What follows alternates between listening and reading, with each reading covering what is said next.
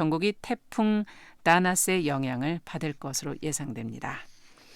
KBS 1라디오 4시 경제뉴스를 마칩니다. 지금까지 아나운서 정용실이었습니다. 지금 시각 4시 10분입니다. KBS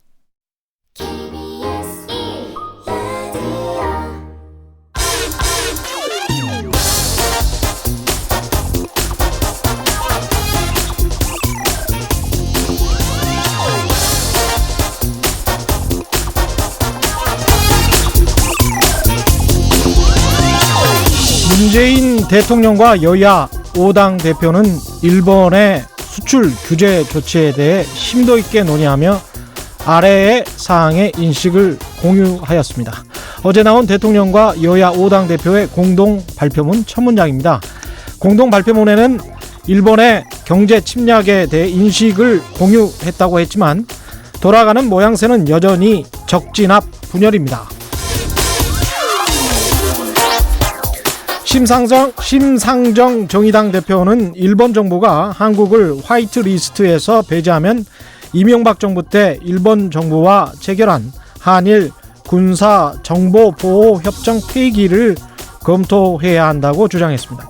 심상정 대표는 외교적 노력만으로 결과를 도출할 단계가 아니다. 행동 대 행동을 취해야 한다고 제안했고요.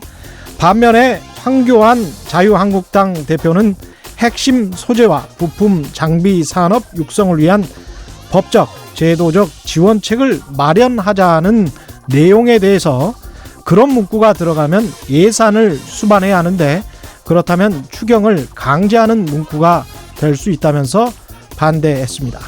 황교안 대표는 그러면서 문재인 대통령이 아베 총리를 직접 만나서 문제를 풀라고 압박했습니다.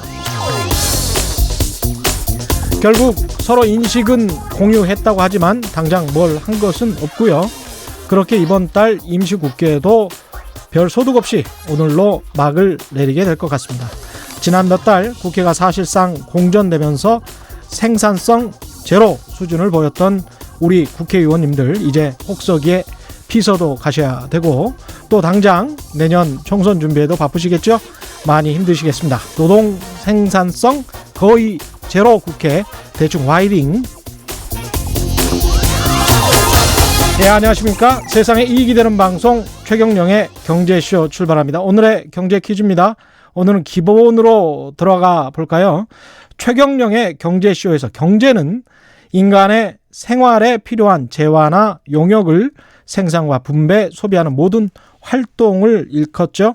사실 경제란 말은 세상을 경영하여 백성을 구제한다는 한자어의 준말이기도 합니다. 경제란 말이 나오게 된 사자성어는 무엇인지 정답을 아시는 분은 짧은 문자 50원, 긴 문자 100원에 정보 이용료가 부과되는 샵 9730번, 샵 9730번으로 문자 보내주시거나 무료인 콩과 마이케이로 보내주셔도 좋습니다. 정답 보내주신 분들 가운데 5분 선정해서 화장품 세트 보내드리겠습니다. 그리고 최경영의 경제쇼 유튜브로도 실시간 생중계하고 있습니다. 잠시 후부터는 김용민의 라이브 진행자인 시사평론가 김용민 씨와 함께 진행해드리는 특급 최경영 김용민의 콜라보 방송도 예정돼 있으니까요. KBS 1라디오 대표 진행자 최경영과 김용민의 특급 콜라보 경제쇼 라이브 잠시 후부터 시작하겠습니다.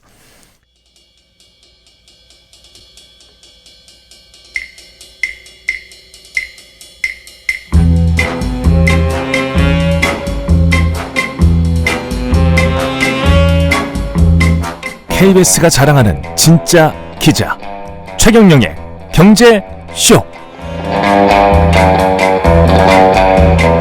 예, 지금 태풍이 오다 보니까 문자가 많이 들어오고 있습니다. 신순덕님, 부산은 비가 잠시 소강 상태인데 다 태풍 대비 단디하세요. 이렇게 말씀하셨습니다.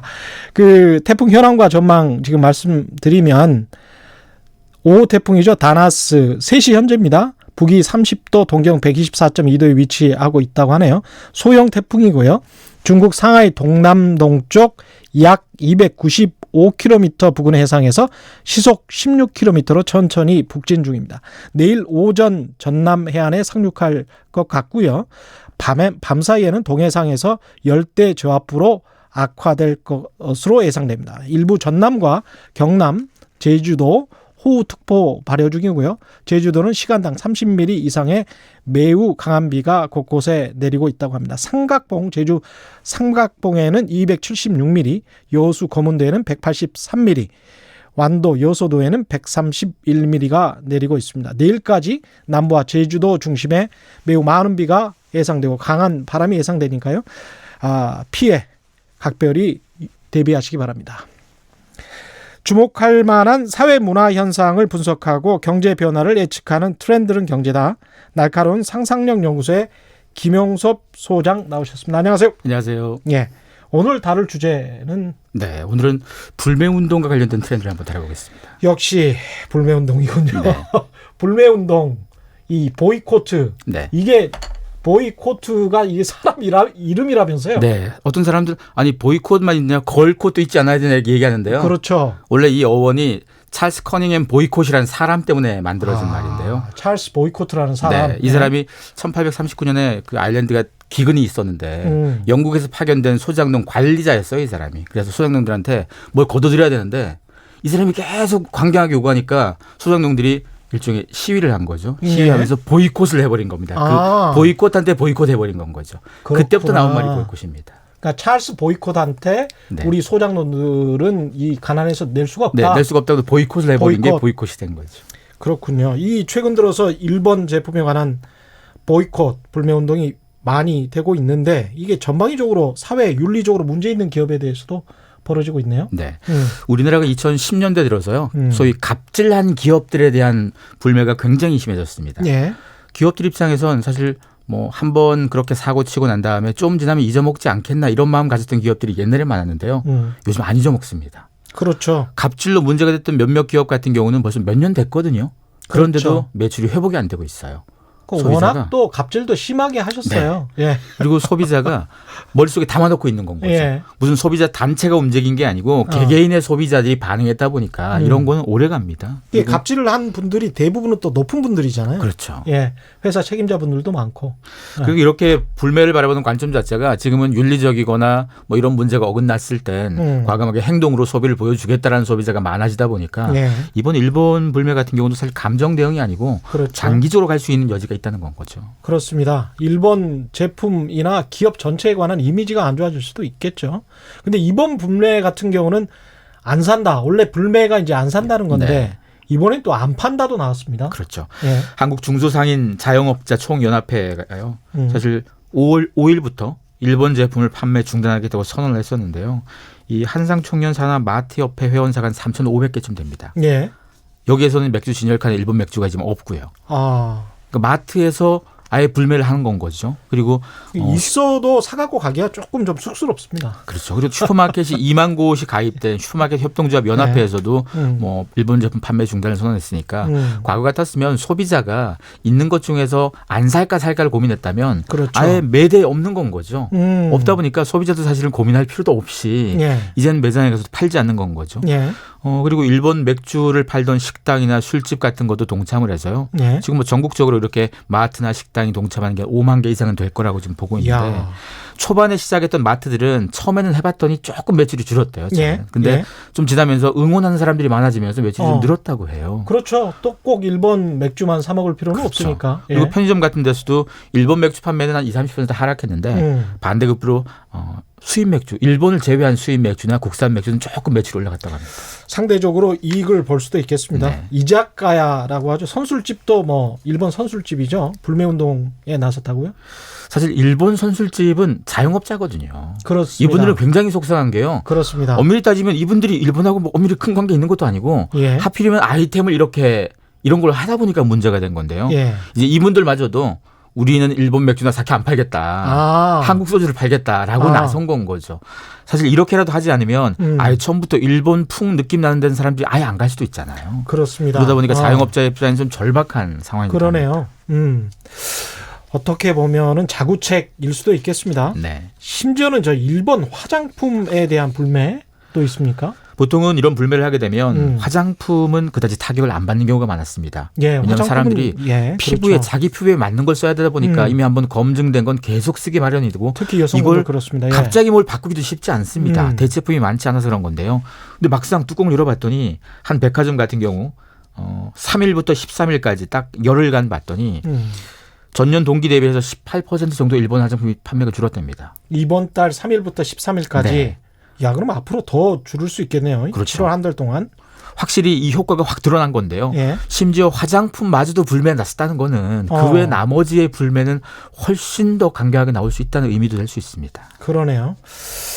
일본 여행 이게 지금 가장 타격이 크게 네. 일본 경제에 줄 수 있다고 해서 이야기가 돌고 있는데 이것도 많이 줄었습니까? 네.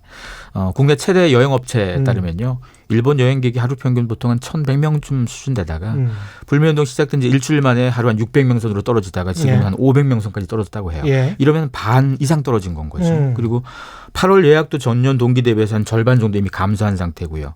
다른 여행사들도 거의 한 절반 정도 줄었다고는 다들 얘기합니다. 근데 일본은 패키지보다 개별 여행객이 많아가지고요. 사실은 대형 이런 여행사의 패키지는 분명히 줄은 게 맞는데 예. 개별 여행사는 아주 크게 뭐 줄지 않았다는 얘기가 있어요. 왜냐하면 개별 온라인에서 여행객들은 예. 특가 상품 같은 것들이 자꾸 나오거든요. 왠지 잘 안 가니까 갑자기 그렇죠. 상품을 싸게 하는데 이런 것도 뭐 사가는 사람들이 꽤 있다는 겁니다. 그래서 이런 부분들은 좀 변수가 좀 되긴 하는데요. 한 홈쇼핑 회사 같은 경우도 전체 여행 상품의 매출의 한 11%가 일본 여행 상품이었는데 네. 한 홈쇼핑은 아예 일본 여행 보이콧 때문에 이 상품을 아예 안 팝니다. 이제는 잠시 중단시킨 거고요. 예. 항공사 중에 저비용 항공사들은 일본 노선 같은 거 이제 뭐 당분간 없애거나 아니면 다른 노선에 좀 치중하는 이런 전략들 확실히 영향을 받고 있다는 얘기입니다. 이게 지지부진하게 끄는 것보다는 확실히 안 가려면 그냥 전 국민적으로 안 가고 그리고 그것을 바탕으로 또 정부가 어떻게 지렛대로 삼아서 네.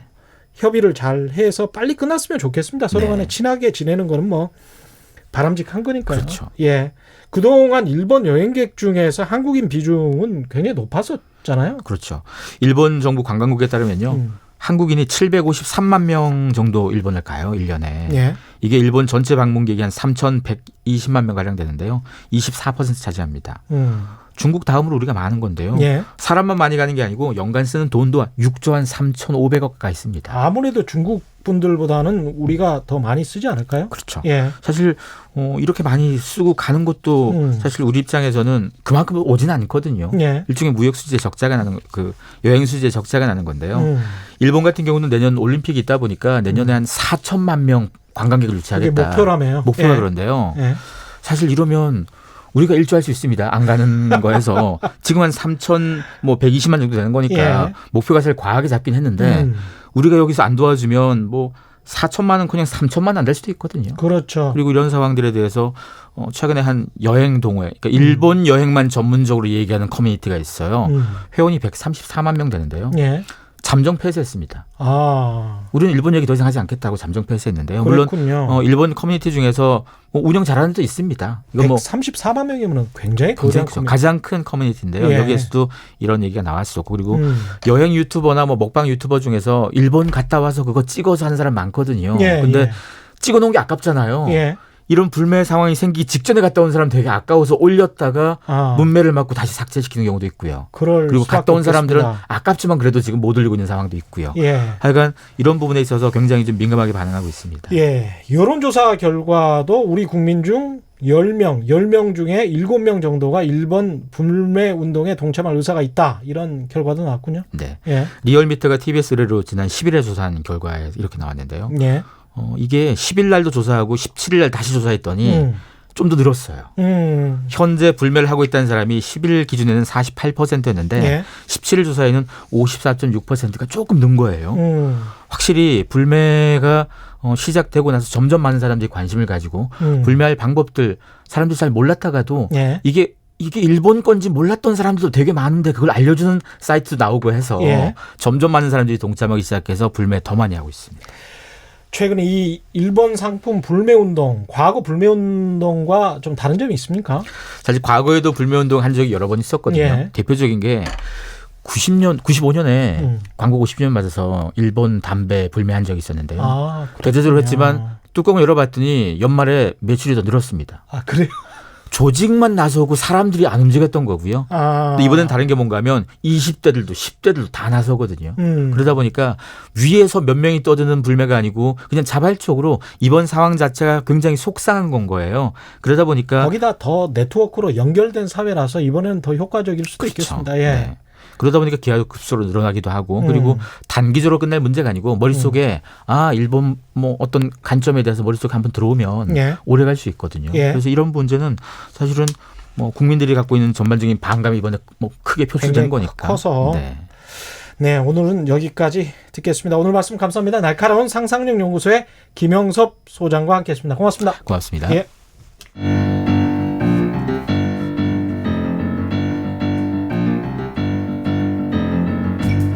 세계 100대 경제학자, 가짜 경제 뉴스 감별사, 가슴이 뜨거운 경제학자, 건국대 최백은 교수의 이게 경제다.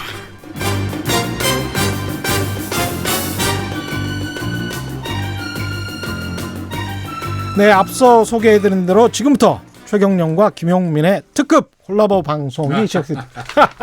지금부터 김용민의 라이브가 끝나는 7시까지 일라디오 대표 진행자 이렇게 이야기를 해도 되는지 쑥스럽습니다.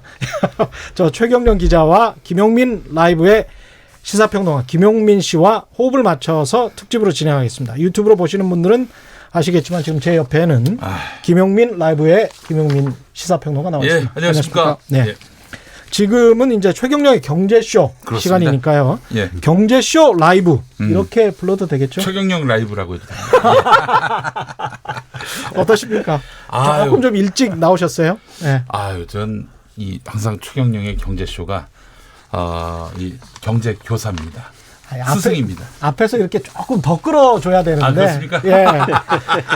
아니, 제가 너무 제 훌륭합니다. 역할을 못하는 것 같아서. 아유, 우리 최경영 선배님은 정말 인터넷에 또 최적화되신 분이시거든요. 얼마나 마이크 거지면 욕을 잘하시는지. 아니, 농담입니다. 예, 농담입니다. 예, 갑자기 땀이 나는군요. 경제 고수만의 탁월한 식견으로 경제 이슈를 분석하는 경제 시선 시간인데요. 지금은 이게 경제다. 최백은 건국대 경제학과 교수 나오셨습니다. 안녕하십니까? 안녕하세요. 네, 반갑습니다. 예. 서로 두 분 잘 아시죠? 저는 교수님하고 팬이에요. 아이고. 전 정말 교수님께 네. 아침에도 교육을 받고 있고. 그래서 그래요. 예, 아침엔 또 네. 김어준 계. 김어준, 예, 뉴스공장. 또 최경영계로 또 전하시고. 예. 좋습니다. 오늘 저 궁금한 거 많이 물어보십시오. 예, 그렇습니다. 예, 경제 쪽. 우리 저 교수님은 정말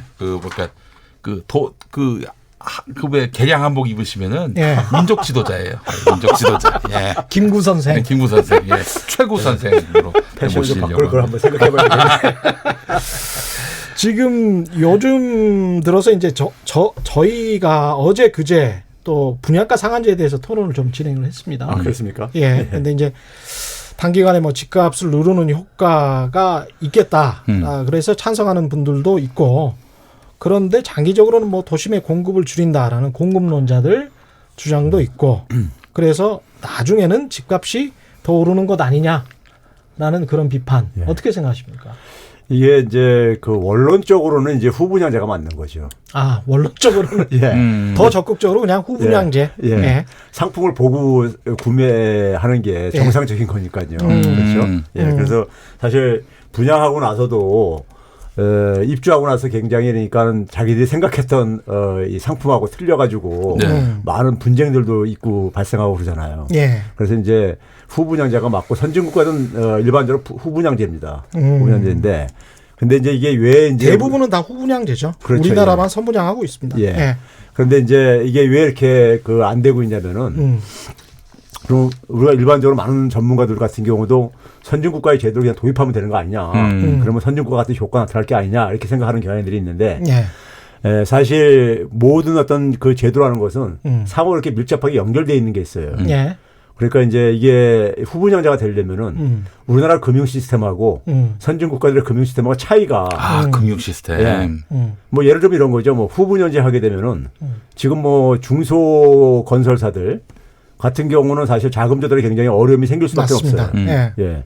근데 이제 이 부분을 이제 금융이 사실은 해결을 해줘야 되는 거죠. 근데 우리나라 금융이 그렇게 신용 실적이라든가 거래 실적을 가지고 이걸 뒷받침해 줄 만큼 이게 지금 그만큼 저는 발달이 안 돼 있다고 보고 있기 때문에 이거 굉장히 좀 중요한 문제인데요. 사실은 재건축 조합 같은 경우도 예. 대형 건설사들이 강남에서 만든다고 하더라도 현대건설이랄지 삼성물산이랄지 아주 특급 대형 건설사들을 빼놓고는 네. 그 이외의 건설사들 있잖아요. 굉장히 큰 건설사들도 대출 금리를 조정을 할 때 4% 수준입니다. 그러면 개인으로 놓고 봐도 그 신용이 훨씬 좋은 개인들은 3%로도 맞습니다. 받을 수 있어요. 예. 그 이하로도 받을 수가 있고 그러니까 건설사들의 신용이 안 좋아서 오히려 강남에 사시는 분들도 네. 재건축 조합원들도 혜택을 덜 받고 있는 상황인 거죠. 그렇죠. 근데 그걸 잘 모르고 있어요. 사람들이. 그런 측면을. 네. 예, 제가 금융이 굉장히 중요합니다. 이게. 건설사나 토건 자본들이 상당한 걸로 알고 있고요. 또 한동안은 또 부동산 가격이 폭등하던 그런 때 쌓아둔 자본도 상당한 것 같고요. 그래서 요즘엔 또 뭐 일부 건설사 같은 경우에는 언론사를 또 지분을 사들이려고 하는 걸로 봐서는 그런 특정 건설사, 호반 건설 같은 경우는 네. 굉장히 좀 자본이 많고 현금으로만 주로 네. 그 장사를 했던 분들이고 다른 건설사들 같은 경우는 대부분은 경우가 부채가 다르군요. 굉장히 많습니다. 그렇죠. 우리나라 건설사들이. 그래서 사실 교수님도 잘 아시겠지만 후분양제 이야기하셔서 그런데 그 김대중 정부 때죠. IMF 직후에 그 건설사들이 프로젝트 파이낸싱 우리도 좀 그렇죠. 하자. 예. 그래서 PF라는 게 유행했어요. 네네네. 그래서 SPC라는 것도 유행을 그렇죠. 했죠. 그래서 특수 법인 같은 걸 만들어서 스페셜 뭐 프로젝트 뭐 컴퍼니 같은 걸 만들어 가지고 네. 이걸 뭐 프로젝트 파이낸싱을 하면 소비자들에게도 아주 저금리로 우리가 잘 건물을 만들어서 지어줄 수 있다라고 선전을 했거든요. 그게 2000년대 초반입니다. 20년이 지났는데 아직도 똑같아요. 중금리, 고금리로 그걸 소비자한테 다 떠넘겨버리고 그렇죠. 그걸 선분양을 통해서 소비자들이 다 갚아주는 시기예요. 네. 그 프로젝트 파이낸싱 가지고 네. 사실은 그 금융위기 이후에 우리나라 저축은행 사태 있었잖아요. 네네. 그렇죠. 그 저축은행들이 다 거기에 물린 거 아니었습니까? 그렇습니다. 아, 그래요. 맞아요. 예. 그러니까 말만 이렇게 하고 그러면서 이제 온갖 특혜는 그때 많이 받았거든요. 네. 프로젝트 파이낸싱 한다고 이런저런 특혜는 또 건설사들 네. 뭐 저축은행도 마찬가지지만 네. 굉장히 많이 받고 뭐 그럴듯해요. SPC라고 하니까 그럴듯했었거든. 20년이 지났는데 하나도 혁신을 안 했어요. 여전히 소비자들만 등쳐먹고 사는 거죠. 이게 지금 상황 자체가. 맞습니다. 그러니까 아까 지금 이제 뭐 재건축 조합도 얘기했는데 건설사들이 그러니까 높은 이제 금융 비용은 다 소비자들한테 전가가 되게 돼 있어요. 결국은 그러니까 소비자들한테만 피해가 계속 이제 넘어가는 구조다 보니까 이게 그러니까 건설사들의 어떤 낙후성이라든가 금융 시스템의 낙후성들의 피해를 고스란히 사실 소비자들이 보고 있는 거죠. 1977년에 이렇게 우리나라에도 이 선분양 제도가 도입되다시피 하지 않았습니까? 그 무렵에 건설사는 자본이 없고 그렇다고 또 뭐 정부가 뒷감당을 해줄 수 있는 것도 그렇죠. 아니니까 소비자들이 먼저 돈을 내시고 그 돈 모아가지고 이제 집 짓는다는 거 아니었어요? 근데 이 77년으로부터 40년이 훌쩍 지났는데 아직까지도 이런 낙후된 시스템으로 계속 이 집이 만들어진다는 게 참 납득도 안 되고요. 그냥 가만 앉아 있으면서 땅도 국가가 대주거나 아니면 재건축 시행사가 조합들이 대주거나 그걸 가지고 그냥 가만히 그냥 장사하는 그런 식입니다. 굉장히 안전한 장사를 하고 있는 거예요, 국내에서. 저는 그래서 이제 그 시중은행들이 좀 못하는 부분들을 그 주택건설 공제조합이라는 게 있어요. 그 이제 주택 건설사들이 회원으로 되어 있는 이제 조합이죠. 그리고 이제 주택금융공사라든가 공적으로는 또 마찬가지로 이런 데들이 좀 그러니까는 이 건설사들에 대해서 특히 중소건설사들에 대해서 좀 이제 자금 지원을 좀 이렇게 해줘가지고 소비자들한테 그러니까 그 비용이 좀 최소화되고 그다음에 공급에도 그러니까는 어떤 좀 부정적인 영향을 안 미칠 수 있도록 하는 이러한 장치를 좀 마련하면서 좀 이걸 좀 이제 후분양제를 좀 검토해봤으면 좋겠습니다. 김용민 씨 개인적인 재테크나 투자 이런 거 질문하셔도 됩니다. 교수님한테. 저희 집은 이원 집정부입니다. 그래서 생각을 내치와 외치가 좀 갈라져 있어가지고 왜 내치 쪽으로도 질문을 좀 해주셔도. 저는 외교 국방만 담당하고 있기 때문에 집에 도둑이 들어오나 안 들어오나 이런 것만 관심을 갖고 있습니다. 예, 경제 퀴즈 보내드리는 동안 좀 생각해 보십시오. 경제 퀴즈입니다. 그 경제, 인간의 생활에 필요한 재화나 용역을 생산과 분배, 소비하는 모든 활동을 일컫죠. 사실 경제라는 말은 세상을 경영하여 백성을 구제한다는 한자어의 준말이기도 합니다. 경제란 말이 나오게 된 사자성어는 무엇인지 정답 아시는 분은 짧은 문자 50원, 긴 문자 100원에 정보 이용료가 부과되는 샵 9730번으로 문자 보내주시거나 무료인 콩과 마이케이로 보내주셔도 좋습니다. 정답 보내주신 분들 가운데 5분 선정해서 화장품 세트 보내드리겠습니다. 아, 좋습니다. 예. 예. 저는 교수님과 우리 최경영 선배님께 한번 여쭙고 싶은 게 요즘 뭐 최저임금 때문에 이런저런 또 사회적 뭐 논란도 있고 또 상처받는 분도 있고 뭐 그렇지 않습니까? 예.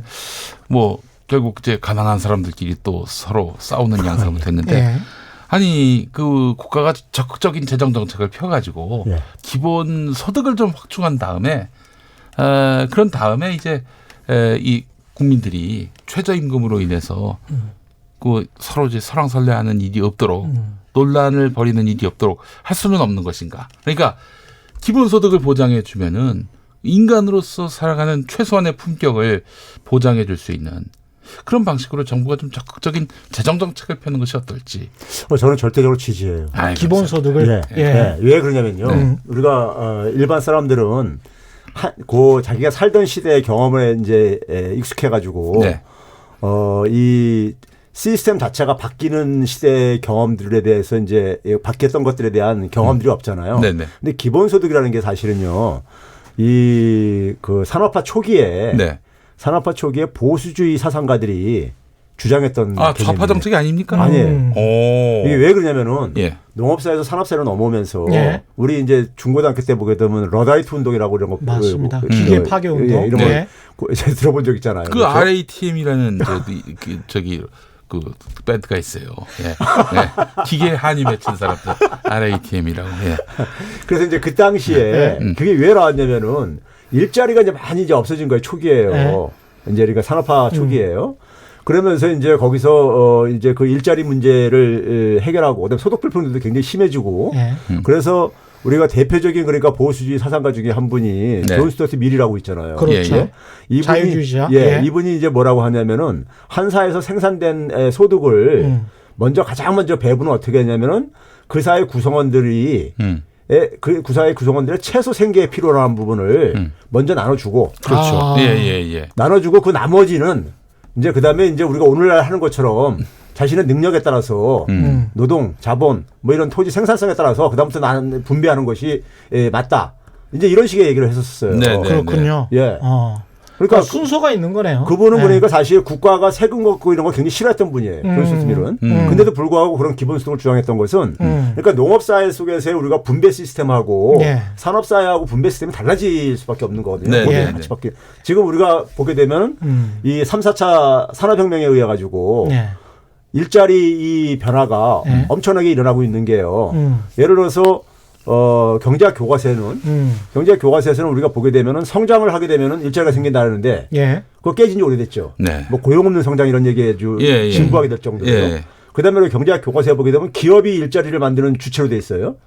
그런데 현실을 보게 되면요. 과거에는 기업 가치가 크면 클수록 그 기업이 고용하고 있는 고용 규모도 컸습니다. 비례했습니다. 지금 그게 완전히 깨졌어요. 우리가 흔히 말해서 뭐 페이스북이라든가 애플 이런 기업들 보게 되면은 기업 가치는 굉장히 옛날보다 커졌는데 고용은 별로 안 하고 있거든요. 그러면 이게 이제 그러니까 그 일자리 시스템이 바뀌면서 제일 타격을 보는 게 바로 청년 일자리 같은 경우들이에요. 청년들은 더군다나 과거 산업화 시대의 교육을 받았는데 현실은 지금 그러니까 산업화 이후 시대로 좀 진행하고 있고 그래서 대규모 지금 청년들 일자리 문제가 발생하고 있잖아요. 그럼 이 부분을 결국 시스템 실패라는 얘기예요. 시스템의 어떤 갭의 문제이죠. 격차의 문제. 그래서 이 문제를 해결하기 위해서는 저는 기본소득 도입이 저는 불가피하다고 보고 기본소득을 사실 실리콘밸리에 혁신 창업까지 주장해요. 근데 그 사람들이 인본주의자라서 그런 게 아니에요. 그 사람들은 기술 진보의 현장에 있는 사람들이다 보니까 이 속도로 가다 보면은 자기들이 그러니까 기술 진보로 많은 생산을 하더라도 사회가 소비해 주지 못하면은 이게 지속 불가능하다 이거죠. 예. 그래서 얘기하는 거예요. 예. 자기들이 만들어 놓은 것을 그러니까는 이게 사회에서 잘 이게 유통되고 그렇게 되기 위해서는 기본적으로 사회 시장 수요가 뒷받침돼야 되니까 예. 네. 그래서 최소한의 소득을 뒷받침해야 된다 뭐 이런. 저기 그러죠. 그 교수님이 만약에 대통령이라면요. 그래서 그 국민들에게 국민소득, 기본소득을 제한을 한다면 한 월 얼마 정도 이렇게 국민들에게 이 정도 지급해야 된다라고 생각하고 또 그걸 추진하시겠습니다. 저는 이제 결국 재원 마련이 이제 문제일 텐데. 네. 재원 마련을 지금 현재 우리가 뭐 학자들이 추정하는 거는 네. 지금 현재 그러니까는 뭐 세금 같은 거 가지고 한 1인당 한 30만 원 정도 가능하다 뭐 이런 주장들도 있고 그랬었는데 저는 그다음에 이제 뭐 이재명 지사 같은 경우는요. 네. 국토보유세 도입을 이제 또 얘기를 하거든요. 예. 그러니까 지금 일종의 부유세죠. 그렇죠. 예. 그러니까 뭐 부유세라기보다도 사실은 뭐 재산에 대해서 네. 좀 세금을 정상화시키자는 얘기죠. 그러니까요. 네. 그래서 그런 부분들을 하게 되면은 저는 뭐 1인당 그러니까는 뭐 1인당 한 50만 원 정도까지 가능하지 않겠나 제 계산을 월 50만 원. 예. 그러니까 이재용 부회장부터 시작해서 정말 그 아직 취업 못한 그런 그렇죠. 분들까지 해가지고 예. 전부 다 50만 원씩. 근데 저는 매월 이제 50만 그러니까는 원씩. 그게 좀 실질적으로 더 도움되게 하기 위해서는 예. 전 국민한테 처음부터 도입하기보다는 예. 뭐 청년이라든가 예. 상대적으로 그러니까 이제 뭐 노인 기초연금도 좀 올리는 차원 속에서 지금 서울시가 하는 정책 같은 것들. 그런 것들을 조금 더 하면서 단계적으로 확대해 나가는 것이 어떨까 하는 생각도 갖고 있어요. 스위스는 300만 원. 아, 그렇죠. 한번 국민투표 그 붙였다고 나라는 표현됐잖아요. 뭐 잘 사니까. 야, 300만 원씩 근데 이제 꽂아주면 뭐 그냥 일 안 하고 그냥 내가 낸 세금으로 돈 받는 거 아니냐 이렇게 생각하시는 분들도 네, 있을 거고. 글쎄요. 그다음에 이제 또 반대로 기본소득을 주면은 그거 가지고 그냥 노는 게 아니고 창의적으로 어떤 사람이 나타나서 기본소득만 가지고 생활할 수 있다면 뭔가 창의적인 또 다른 생산적인 일을 해내서 그 사람이 또 엄청난 부를 사회에 가져다 줄 수도 있다. 뭐 이런 이론도 있는 것 같고 어떻게 생각하십니까? 예, 그러니까 첫 번째 부분에 대해서는요. 지금 우리가 이 근로 의욕을 이제 저하시킨다 이거예요. 그러니까요. 예. 공짜 소득을 주게 되면요. 예. 그런데 지금은 그러니까는 근로 의욕이 없어서 지금 우리가 일을 안 하는 게 아니라 일자리가 지금 없는 거예요. 없어서. 예? 이게 근본적으로요. 일을 하고 싶어도요. 그러니까요. 그다음에 두 번째는 뭐냐면은 지금 청년들이 말이에요. 청년들한테 우리가 많은 그러니까 창업이라든가 창직, 자기 일자리 스스로 만들어라 뭐 이런 거 많이 이제 우리가 권유하잖아요. 네. 그런데 그들이 그러니까 사실 기존의 교육 속에서 그런 이제 훈련도 안 시켰다 보니까 졸업 후에 자기가 하고 싶은 일거리를 만들고 싶어도 아르바이트에 치여가지고 제대로 집중을 못한다는 얘기를 많이 해요. 현장을 조사해 보면요. 네. 예. 그래서 그거를 자기가 자기 관심 갖는 부분들을 좀 일거리 만들 동안이라도 좀 이 지원을 해주는 것이 그래서 제가 그걸 계산해 봤었어요. 한 몇 년 전에 청년들한테 한 20세에서 한 5세 이 사이까지 한 5년 정도 예. 한 달에 한 100만 원씩 한 5년간을 지원을 해주는 것을 가능하다. 이걸 했었는데 이 가능한 게 뭐냐면요. 지금 우리가 그동안에 저출산 방지하기 위해서 엄청난 돈을 투입했다잖아요. 예. 근데 이 저출산 비용만 가지고도 계산을 해보니까는 한 100만 원씩 해가지고 예. 한 5년간 지원이 가능하더라고요. 네? 그러면은 아이들이 그 젊은이들이 그러니까 자기가 20세에서 34세 이 사이에 어떤 선택을 해가지고 자기가 준비됐을 때 한 예. 5년을 그러니까 그걸 혜택을 보는 거예요. 네? 청년들이요. 예. 그래가지고 그걸 소득을 지원받을 동안에 자기가 하고 싶은 일을 그러니까 이제 만드는 거죠. 근데 이제 그런 점에서는 그 정책을 지금 지자체들에서 일부 실험들을 하고 있는데 예. 상당히 효과가 있는 걸로 나타나고 있거든요. 청년들한테 기본소득이라든가 기본배당을 지원했을 때 일자리를 만드는 이런 증가율에 긍정적으로 작용한다는 이런 연구 결과도 많이 나오고 그러기 때문에 예. 그런 점에서 저는 청년들을 향해서라도 일단은 먼저 지금 현재의 예산으로도 굉장히 접근 가능한 하나의 방식이에요. 예. 근데 저는 이런 생각도 좀 들더라고요. 만약에 50만 원은 조금 좀 적고 한 100만 원 정도라면은 월 예. 노동 역전이 발생하지 않겠는가? 노동 역전. 그러니까 내가 굳이 일자리를 안 가져도 천천히 준비하면서 내 하고 싶은 일 그렇죠. 하면 된다. 예. 이런 생각이 퍼지게 되면은 이젠 정말 구인난에 시달리게 된다는 것이죠. 그래서 그건 이제 지금 중소기업도 그런 구인난이지만은 대기업도 말할 것도 없는 것이고요. 오히려. 그래서 이제 노동 현장에서 갑질 이런 것들은 완전히 사라지지 않겠는가. 사람 구하기가 힘들어진다. 네, 물론 사장님들도 고심하시겠지만은 이 노동자들은 하대해도 된다. 이런 관념 자체가 완전히 사라지지 않겠는가. 그걸 자본주의 사회 기업들이 가장 싫어하는 부분입니다. 그러니까 반대하는 거 아닙니까? 우리가 이 실업자를 산업 예비군이라고 표시하잖아요. 그러네요. 실업이 많을수록요. 임금 인하 압력이 작용하기 때문에 그렇죠. 실업이 어느 정도 존재하는 것을 자본가 기업들은 굉장히 선호하는 기본적인 사고들을 갖고 근데 있어요. 2000년대부터 공장을 해외로 그냥 이전시켜 버릴 수가 있기 때문에 사실 큰 공장도 한 달이면 해체해서 다른 나라로 그냥 가버립니다. 베트남으로. 네. 그런 경우가 있기 때문에 이게 쉽지는 않을 거는 같습니다. STEL님, 스텔님인데요. 제발 선진국과 비교하지 마세요. 우리는 우리나라 다른 나라에서 보면 선진국입니다. 뭐 이런 생각을 하신 건가요? 아니면 우리는 일본에 당할 만하다는 생각? 이렇게 이제 STEL님의 생각은 어떤 생각이신 건가요? 그러면 그러니까 선진국하고 비교하지 마라. 뭐 이런 말씀인데. 제발 선진국과 비교하지 마라. 이게 STEL님의 생각이신 거군요. 우리 자신에 대해서 좀 자부심 가지라. 자부심을 가져라는 게 아니고. 아니 그러니까 이제 밑에는 우리는 선진국이 아니다 이런 말씀이신가 보군요. 네, 보내신 분은 그런 생각인데. 근데 이제 다른 나라에서 봤을 때 우리나라는 선진국이다. 여기 우리 프로듀서님의 생각이신 것 같아요. 아니 우리 프로듀서의 생각이 아니고 OECD에서 그렇게 우리를 그냥 분류를 해놨어요. 선진국으로 선진국으로 분류를 IMF도 우리나라를 어드밴스드 컨트리로 분류를 해요. 그냥 분류에 그렇게 돼 있습니다. 이머징 컨트리도 아니고요. 관행적으로 일단 3만 달러 넘으면 선진국으로 분류가 돼요. 알겠습니다. 우리가 우리 스스로를 비하하는 거고요. 정말 우리는 선진국 맞아요. 그 사람들이 그렇게 분류를 해놨기 때문에. 그렇습니다. 더 잘 사는 나라가 되고 싶은 마음이실 거예요. STEL님 말씀. 그럼요. 그러시리라고 믿습니다. 이 금리 인하 시간이 많이 지나서 금리 0.25%포인트 인하했습니다. 한 달 정도 시장 예상보다는 좀 빨라서 뭐 깜짝 인하라고 볼 수도 있겠습니다만 어떻게 평가하십니까? 전 이게 지금 정부 경제 관료들하고요. 한국은행이나 이런 데서 결과적으로 보게 되면 정부가 좀 이제 공격적으로 재정을 편성하는데 좀 이제 좀 딴지를 걸었다는 좀 느낌이 들어요. 한국은행이. 그동안? 그렇죠. 자, 이게 제가 지난해 연말부터요. 일부 방송에 나가서 올해 성장률이 2% 초방어하면 잘할 거다 이렇게 얘기했었어요. 그랬죠. 왜 그러냐면은 수출액이 2015년 수준으로 돌아왔거든요. 그리고 그 당시보다 안 좋은 게 뭐냐면 건설 투자하고 설비 투자가 지금 이제 마이너스 행진이 지속되고 있는데. 그렇죠. 건설 투자가 마이너스가 행진이 지속되는 이유는요. 박근혜 때 최경환이 초이노믹스. 초이노믹스 해가지고 2015, 16, 17년 동안 건설 투자를 엄청 땡겨 썼어요. 미래 써야 될 거를요. 그게 이제 지금 이제 조정되고 있는 거예요. 그러니까 이제 공급 물량이 되게 많이 증가하다 보니까는 이제 지금 현재 이게 줄어들면서 생기는 하나의 현상이거든요. 그리고 또 하나는 뭐냐면 그걸로 인해서 가계부채도 굉장히 증가했죠. 그래서 가계의 사실 그러니까 소비 여력도 굉장히 약해질 수밖에 없는 건데 문재인 정부 소득 성장 정책으로 그건 일부 이제 그래도 회복을 시켰어요. 그다음에 설비 투자는 과거에 2015년하고 다른 게 그때 수출 감소는 일반적인 제조업이 이제 그러니까 그 세계 교육이 줄어들면서 감소한 건데 이번엔 반도체가 주로 주도하고 있잖아요.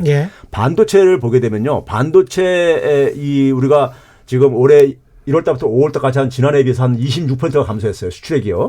근데 반도체 제조 장비라고 있습니다. 우리나라가 그러니까 그 수입하는 품목의 4위예요. 그렇죠. 근데 이게 39%가 감소했어요. 반도체 제조 장비를 삼성이 수입을 하게 되면요. 이게 설비 투자에 잡힙니다. 그렇죠. 그래서 설비 투자가 그래서 감소하는 거예요. 반도체라는 산업의 특성이 이게 그러니까는 수출과 수입이 밀접하게 연관돼 있고 거기다가 이게 많은 기업의 설비 투자가 또 연결돼 있는 부분이에요. 그래서 2015년보다도 훨씬 더 불리한 이런 상황이라고요. 그래서 그 부분을 보강을 메꾸려면 나머지 가계 부분하고 정부 부분이 안 남잖아요. 그럼요. 그래서 정부 부분을 그래서 이제 이 보강을 해야 된다고 한 거예요. 근데 기재부라든가 한국은행은 성장률을 뜬금없이 그냥 막연히 너무 낙관적으로 2.5, 2.6% 이상으로 이렇게 막 전망을 했었잖아요. 근데 그러고 나서 그러니까 그게 이제 그러니까 이제 갑자기 이번에도 0.3%포인트 인하한 거잖아요. 2.5에서 2.2요. 그러니까 당연히 그 경기가 이제 급격하게 냉각된다는 이제 이런 전망을 하는 거니까 그럼 금리 인하할 수밖에 없는 건데 금리 인하 가지고 경기 살리는 건 별로 효과 없거든요. 그래서 한국에도 그래서 뭐 재정을 뭐 하라는데 재정을 처음부터 편성을 제대로 할 수 있게 경기 전망을 해줬어야죠. 여러 번 이런 주장을 하셨었습니다. 네. 아니 그 혹시 금리 인하를 한 거는 뭐 부동산 경기를 좀 고려해서 한 건 아닐까? 좀 막 불태우게 하려고. 활황을 시키려고 지금 정부가요? 아니 한국은행이. 한국은행이. 예.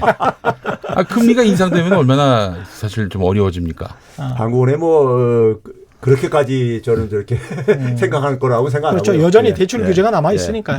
예. 네. 강성도님이 이런 말씀하셨네요. 미국 월가 월스트리트 가본 적 있나요? 예, 가본 적 있습니다. 거기에는 비싼 양복 입고 차 타는 사람이 있는 거리가 있고 그 다음 블록에는 구걸하고 굶는 사람 있어요. 샌프란시스코도 그렇습니다. 미국도 심각합니다. 사회 안전망이 중국과 미국에 비하면 한국이 튼실한 편이에요. 이런 말씀이신 것 같습니다. 네. 그런데요. 예. 미국하고 중국이 세계에서 가장 불평등이 심한 나라예요. 그러니까 좀 비교를 하시더라도 뭐 유럽 국가들도 있고 그런데 미국하고 중국은 전 세계적으로 불평등이 가장 심한 나라입니다. 그래도 G2니까 뭐 이렇게 미국 중국 얘기하시는 것 같아요. 근데 미국의 실제 사회 안전망을 거기하고 비교하지 말라 이거. 예, 그렇습니다. 그러니까 미국의 최근에 나온 여론조사에서도 미국 인구의 한 40% 정도가 먹고 살기 힘들다. 겨우 벌어서 겨우 산다. 이렇게 이야기를 하고 있고요. 한 50% 정도가 우리나라 돈으로 일당 한 2만 원 수준. 그러니까 전체적으로 봤을 때는 일당이요? 시급이 아니라? 예. 오호. 아니요. 시급. 시급이? 시급 2만 원 수준. 그래서 한 달에 제가 계산해 보니까 한 320만 원이 수준이 50% 정도가 그 정도를 받고 있어요. 미국 근로소득자에. 그러니까 생각보다 그렇게 많이 받지 않습니다. 예, 미국 시민들의 21%가요. 가구 21%가 저축액이 한 푼도 없습니다. 맞아요. 예. 맞습니다. 특히 이제 유색 인종계는 저축액이 거의 없습니다. 그래서 그런 것들이 이제 미국 경제의 부실함을 나타내는 거죠. 그리고 양극화가 굉장히 좀 심하다는 것이고 그 시사평론가시기도 하지만 한 가정의 아버지시기도 하고 사업가시기도 하고 여러모로 재테크에 좀 관심이 있지 않으세요? 아유, 재테크는 할 시간도 없고 뭐 잘 모릅니다. 그런 건 정말 그래요? 수완이 없습니다. 제가. 그래요? 예. 지금 저 집은 어디 사세요? 경기도 용인에 살고 경기도 있습니다. 용인에? 예. 그럼 부동산으로 투자는 안 하시는 거예요? 그렇습니다. 제 분양가보다도 떨어졌어요. 분양가보다 떨어졌어요? 예. 심각하군요. 거기는 재밌어요, 동네가. 전세 그래? 가격하고 집값이 거의 비슷합니다. 전세 가격하고 그러니까 사는 가치는 좋다 그 말입니다. 하여간 뭐 저기 동네가 뭐 그 환경이 아주 좋습니다. 환경이 좋다. 산이 있고 들이 있고 뭐 그렇습니다. 산이 있고 들이 있고 도로는 안 있고 뭐 이런 수준. 도로는 있습니다. 저 전기 들어오고 수도 들어옵니다. 네, 오해하실까봐 그랬는데. 지금 문자 어떤 게 있을까요? 어떤 분이 이런 말씀을 하셨네. 0661님. 웃긴다 회사 한번 운영 못한 사람들이 항상 이런 이야기를 하지. 아마 기본소득에 관련돼서 이제 저희가 이런저런 이야기하니까 직원 봉급이나 좀 줘보고 이야기하지. 뭐 이렇게 말씀하셨는데 김용민 씨는 사업가 아니십니까 지금? 누구 월급 주고 있죠? 한 5명 정도 월급 주고 있습니다. 저도 제 와이프도 저 개인 사업자인데 6명 월급 주고 있습니다. 대단하시군요. 사실 김용민 씨 같은 경우에는 새벽 몇 시에 일어나세요? 제가 들었는데. 한 5시, 6시쯤. 이재용 씨 수준입니다. 이게. 그래요?